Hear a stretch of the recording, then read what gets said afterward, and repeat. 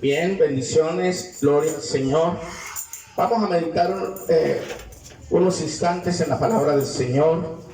Vamos a decirle a nuestro Dios que nos hable hoy, ¿cierto? Vamos a decirle a Dios, habla a nuestra vida, Dios, habla a nuestro corazón y a nuestra mente. Soberano Padre, te doy gracias por tu palabra que va a ser predicada, Dios. Te doy gracias por los hermanos que están allí en el canal de YouTube también, por estos hermanos que van a ver esta enseñanza. Yo te pido que esta enseñanza sea de bendición en su vida y en nuestra vida. Habla en nuestra vida, Dios, a través de tu palabra. Que tu palabra llene el corazón, llene el vacío, Señor, de cada corazón sediento, necesitado de tu palabra en esta mañana, Dios. Y saludo a todos los hermanos que están en diferentes lugares y que nos ven por este canal. Bendiciones para todos, los amamos en el amor del Señor. Bien, hermanos, leo una porción de la palabra que se encuentra aquí en el libro de los Hechos de los Apóstoles, en el capítulo 3 y el verso 19. Hechos de los Apóstoles, capítulo 3, verso 19. Está más concretamente en el discurso dado por el apóstol Pedro en el pórtico de Salomón, y el pasaje dice de la siguiente manera. Voy a leer desde el verso 17.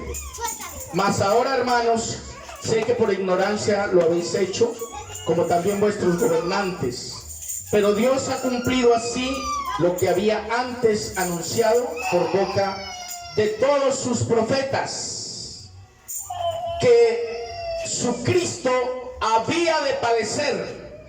Así que arrepentíos y convertíos, para que sean borrados vuestros pecados, para que vengan de la presencia del Señor tiempos de refrigerio, y Él envíe a Jesucristo, que os fue antes anunciado, a quien de cierto es necesario que el cielo reciba hasta los tiempos de la restauración de todas las cosas, de que habló Dios por boca de sus santos profetas, que han sido desde tiempos antiguos. Porque Moisés dijo a los padres: el Señor vuestro Dios os levantará profeta de entre vosotros, de vuestros hermanos, como a mí, a él oiréis en todas las cosas que os hable. Amén. Gloria al Señor. Bien, quiero compartir esta palabra hoy con alguna persona que está allí necesitando un consejo, una palabra. Hoy quiero hablar acerca de la conversión. La palabra conversión, pueden sentarse. La palabra conversión es una palabra que lleva en el significado de la palabra, en la etimología de la palabra conversión, lo dice: convertir es convertir algo de un estado a otro. Ejemplo, escuchamos que Jesús convirtió el agua en vino. Convertir algo de un estado a otro. Convertir una materia prima en algo útil. Por ejemplo, cuando agarran la madera y la convierten en una obra de arte, o agarran una escultura, una roca y hacen una escultura con ella, convierten esa piedra en una escultura, o ese pedazo de madera. Algo así parecido es lo que el Señor quiere decir a través de su palabra para nosotros los seres humanos, para nosotros sus hijos. Bendito el nombre del Señor. La palabra conversión conlleva en sí misma un cambio, conlleva una transformación. Amén. Un cambio de una cosa a otra. Convertir el agua en vino, convertir el vino en vinagre, convertir el vino en un licor fermentado, en algo muy fermentado, etc.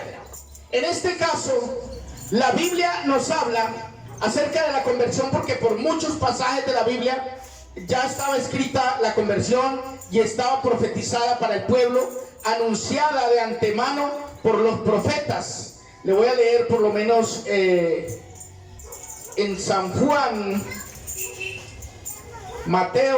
San Juan. Vamos a leer uno aquí en en Marcos 4:12 dice así, dice de la siguiente manera: para que viendo vean y perciban y oyendo oigan, dice, y no entiendan, para que no se conviertan y les sean perdonados los pecados.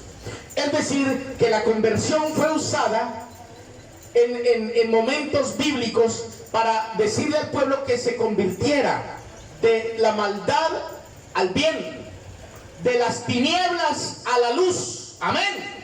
Entonces, la conversión es una palabra que está por toda la Biblia, donde Dios le exige a su pueblo conversión de su corazón, conversión de sus malas obras a las buenas obras, de una mala conducta a una buena conducta. Y en este caso, este pasaje está hablando de una profecía dada a través del profeta Joel, porque eso es lo que dice el apóstol Pedro en este discurso. El discurso está en Hechos capítulo 3. Todo esto lo da a raíz de la sanidad de un cojo que fue sanado en la puerta de la Hermosa. Eso está en el capítulo 3 de los Hechos, la curación de un cojo. Dice que ellos iban a orar al templo y allí había un hombre que se sentaba a la puerta del templo llamado la Hermosa, y allí ese hombre se sentaba a pedir de todos los que entraban al templo a orar. Y ese día iban los apóstoles allí a orar a la hora de la oración, y entonces este hombre extiende la mano y les pide algo, porque era su costumbre. Y Pedro le dijo: no tenemos plata ni oro, pero lo que tenemos te damos. En el nombre de Jesucristo de Nazaret, levántate y anda. Entonces el apóstol le ofrece algo que él no esperaba, y lo convirtió de ser un paralítico, lo convirtió a ser un hombre que podía caminar, que podía saltar, que podía valerse por sí mismo. Este hombre entra al templo saltando de alegría, de gozo, porque recibe algo inesperado, algo que él no esperaba. Todo el mundo le daba una moneda, pero ese día alguien le dio algo diferente. Le habló de Jesucristo, le habló de la salvación, le habló de un cambio de vida, porque eso es lo que trae Cristo al planeta. Un cambio de vida, una conversión para el ser humano. Gloria al Señor. Y cuando este hombre recibe esto, pues se hace un escándalo, Y los fariseos, pues, que están allí en el templo, pues no lo pueden creer. Este hombre está saltando, se puso en pie, estoy leyendo el verso 8. Y anduvo y entró con ellos en el templo, andando y saltando y alabando a Dios. Estoy leyendo Hechos 3:8. El 9 dice: y todo el pueblo le vio andar y alabar a Dios, y le conocieron que era el que se sentaba a pedir limosna a la puerta del templo la Hermosa, y se llenaron de asombro y espanto por lo que le había sucedido. Bendito el nombre del Señor. Luego entonces a Pedro le toca dar un discurso. Verso 11 dice: y teniendo asidos a Pedro y a Juan, es decir, a los que le habían sanado, a los que Dios había usado para que fuera sanado, el cojo que había sido sanado, todo el pueblo atónito concurrió a ellos al pórtico que se llama de Salomón. Viendo esto, Pedro respondió al pueblo: varones israelitas, ¿por qué os maravilláis de esto? ¿O por qué ponéis los ojos en nosotros, como si por nuestro poder o piedad hubiésemos hecho andar a el Dios de Abraham, de Isaac, de Jacob, el Dios de nuestros padres, ha glorificado a su Hijo Jesús, a quien vosotros entregasteis y negasteis delante de Pilato, cuando éste había resuelto ponerle en libertad. Mas vosotros negasteis al santo y al justo, y pedisteis que se os diera un homicida. Bendito el Señor. Ahí está Pedro predicándoles todo lo que habían dicho los profetas. Y matasteis al autor de la vida, a quien Dios ha resucitado de los muertos, de lo cual nosotros somos testigos. Por la fe en su nombre, a este que vosotros veis y conocéis, le ha confirmado su nombre. Y la fe que es por él ha dado a esta completa sanidad en presencia de todos vosotros. Bendito el nombre del Señor. Mas ahora, hermanos, sé que por ignorancia lo habéis hecho. Aquí Pedro le está echando la culpa de la muerte de Jesús, como también vuestros gobernantes. Pero Dios ha cumplido así lo que había antes anunciado. Escuchen: Eso era una profecía, lo que Dios había anunciado por boca de todos sus profetas, que Jesucristo había de padecer. Así que arrepentíos y convertíos para que sean borrados vuestros pecados, para que venga de la presencia del Señor tiempos de refrigerio. Cuando aquí dice que hay que convertirse, que hay que arrepentirse para que de la presencia de Dios vengan tiempos de refrigerio, está dando a entender que al haber un cambio en la vida de la persona, va a venir un refrigerio. ¿Qué es un refrigerio? ¿Qué entienden ustedes por refrigerio? Es algo agradable, es algo refrescante, es algo que da como un descanso, que da como una alegría, que da como un gozo diferente. Entonces, eso es un refrigerio. Cuando uno está abatido, uno llega al lugar de predicación y viene triste, viene abatido, pero a través de la oración usted como que siente un cambio en su vida y usted dice, y recibe una esperanza y dice, si hay solución para mi problema, si hay solución para esta situación que estoy viviendo, porque aquí recibe un refrigerio de parte de Dios. Bendito el nombre del Señor. Ahora bien, aquí Pedro, en el verso 19 les dice a ellos este pasaje: así que arrepentíos y convertíos para que sean borrados vuestros pecados, para que venga de la presencia del Señor tiempos de refrigerio, y Él envíe a Jesucristo que os fue antes anunciado, a quien el cielo, dice, de cierto es necesario que el cielo reciba hasta los tiempos de la restauración de todas las cosas. ¿Cuándo es el tiempo de la restauración de todas las cosas? Eso es lo que el Señor está haciendo en este tiempo. Está restaurando todas las cosas. Cuando Cristo vino a traer la restauración de todas las cosas. Vino a restaurar al ser humano que había sido destruido. Vino a restaurar al viejo hombre que había sido vencido por el diablo. Vino a restaurar al hombre que había perdido la autoridad sobre todas las cosas y estaba a merced del enemigo. ¿Por qué? Por causa del pecado, por causa de haber ofendido a Dios, por causa de haber dejado a Dios. Y créame, por causa del hombre buscar su propio camino y dejar a Dios, el hombre sufre consecuencias de todo esto. Cuando tomamos decisiones que no son agradables a los ojos de Dios, cuando tomamos decisiones basadas en nuestros caprichos y no en la palabra de Dios, eso trae consecuencias a nuestra vida, trae consecuencias hasta de muerte, porque la Biblia dice que hay camino que al hombre le parece derecho, pero su fin es camino de muerte. Por esa razón el hombre tiene un tiempo a los pies de Dios, escuchando la palabra, para saber que el Señor vino a reconciliar al mundo con Él. De modo que ha hecho que todos los predicadores de la palabra seamos colaboradores de Dios, para que roguemos juntamente con Dios a la gente, o rogamos reconciliados con Dios, que el hombre se reconcilie con Dios. Hasta que el hombre no se reconcilie con Dios, el hombre no encontrará tiempos de refrigerio. Y para el hombre reconciliarse con Dios es necesario que exista una conversión. Diga conversión, dígalo, conversión. Es decir, el hombre debe convertirse a Dios, porque si no hay conversión, no hay nada. Bendito el nombre del Señor.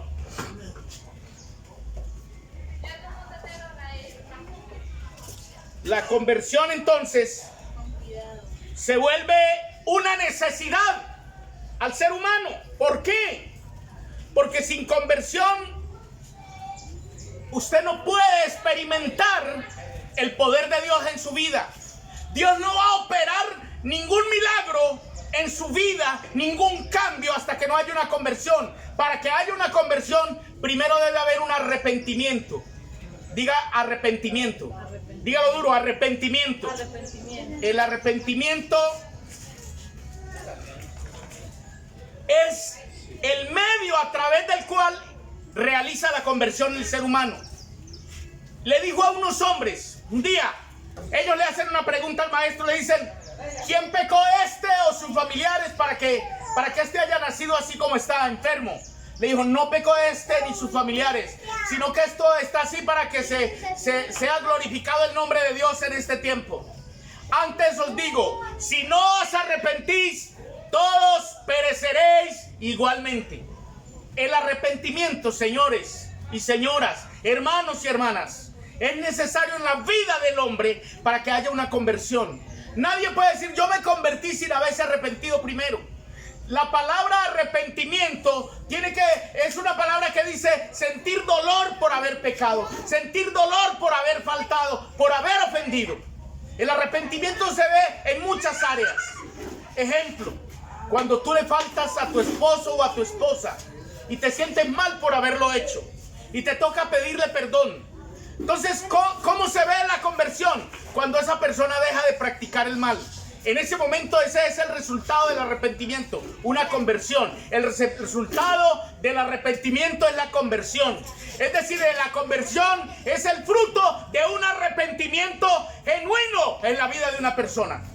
Así que esas dos palabras van ligadas, arrepentimiento y conversión.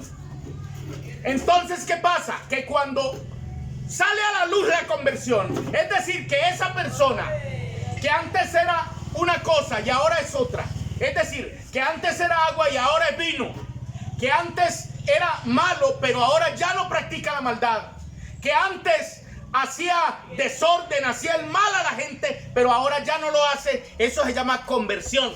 Es el resultado de un arrepentimiento genuino. Pero sabe una cosa, y es triste decirlo, hay cristianos, hay evangélicos que a pesar de que están en una iglesia no se han convertido. Ellos dicen yo me arrepentí, pero se arrepienten y siguen practicándolo. Ahí no hay conversión, solamente hay un arrepentimiento instantáneo, en el momento que ofende, en el momento que peca, pero después vuelve y lo hace. No hubo conversión. Y al no haber conversión, señores, no viene de la presencia del Señor los tiempos de refrigerio. Los tiempos de refrigerio de parte de Dios vienen cuando hay una conversión genuina en la vida de una persona. Hay gente que está llenando las iglesias hoy, pero no están convertidos. No, Señor.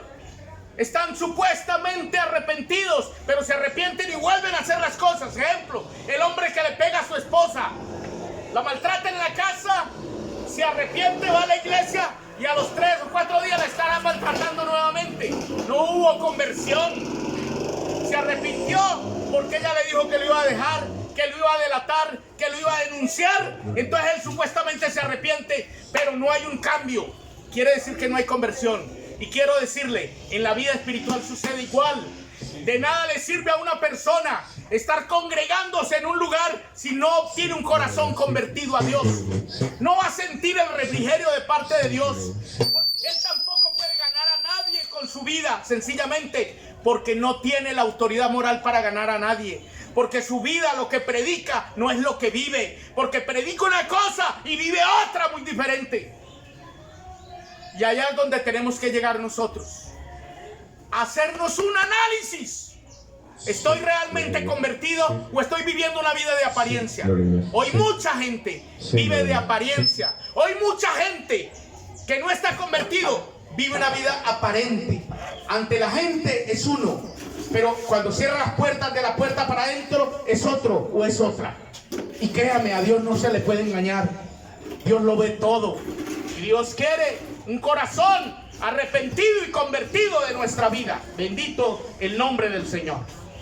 No le predico más, pero en el nuevo pacto, si no hay un reconocimiento del pecado, si no hay un arrepentimiento genuino y si no hay conversión, no hay nada en la vida nuestra. Bendito el nombre del Señor.